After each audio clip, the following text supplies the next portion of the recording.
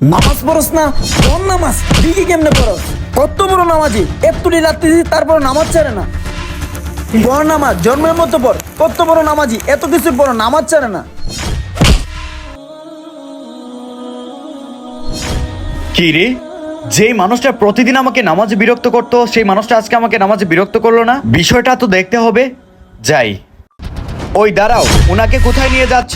ও তো গত রাত থেকে অনেক অসুস্থ, ওকে ডাক্তারের কাছে নিয়ে যাচ্ছি। ও অসুস্থ? আচ্ছা দাঁড়াও। তোমার কি ভালো লাগতেছে? হ্যাঁ হুজুর, এখন আমার অনেক ভালো লাগতেছে, কিন্তু একটা কথা, প্রতিদিন আপনার নামাজ আমি বিরক্ত করি, আর আপনি আমার অসুস্থতা সুস্থ করে দিলেন। শোনো ভাই, আমাদের নবী সাল্লাল্লাহু আলাইহি সাল্লামকে কাফেররা অনেক কষ্ট দিত, অনেক বিরক্ত করত, কিন্তু তিনি কখনো বিরক্ত হতেন না, বরং তিনি দোয়া করতেন তাদেরকে যেন আল্লাহ হেদায়েত দান করে। তো আমিও তোমার জন্য দোয়া করি, আল্লাহ যেন তোমাকে হেদায়েত দান করে। আইলা বাল্লাহ লিখে যাবেন।